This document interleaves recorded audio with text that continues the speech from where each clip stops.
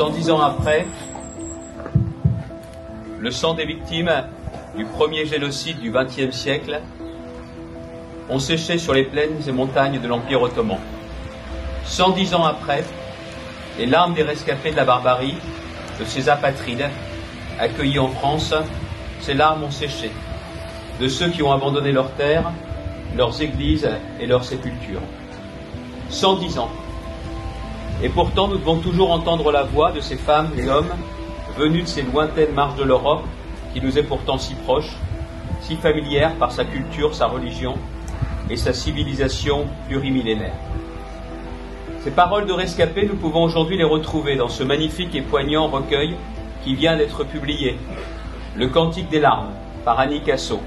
Chaque témoignage, c'est un fragment de vérité, une pièce d'un puzzle qui permet de saisir l'ampleur de l'extermination qu'a subi le peuple arménien.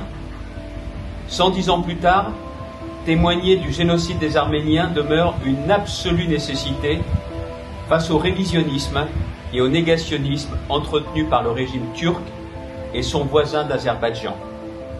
L'histoire ne se répète jamais à l'identique, mais certaines mécaniques restent exactement les mêmes. La France doit être aux avant-postes de cette mobilisation internationale, aux côtés des Arméniens d'Artsakh qui ne cessent de crier « Retour, retour, place de la liberté à Erevan ». Comme j'ai pu le confirmer au haut représentant du Haut-Karabakh, mon ami Ovanes Guéroukhian, la région Hauts-de-France continuera d'être aux côtés de ces réfugiés qui, 110 ans après le génocide arménien, comme un terrible bégaiement de l'histoire, ont tout laissé.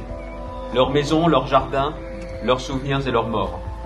À l'heure où nous commémorons le peuple arménien, martyrisé, exterminé, aujourd'hui, reposant dans le linceul de la mémoire et de la vérité, je voudrais reprendre les mots du grand Anatole France.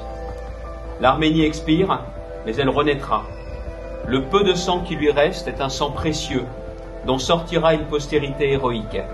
Un peuple qui ne veut pas mourir ne meurt pas.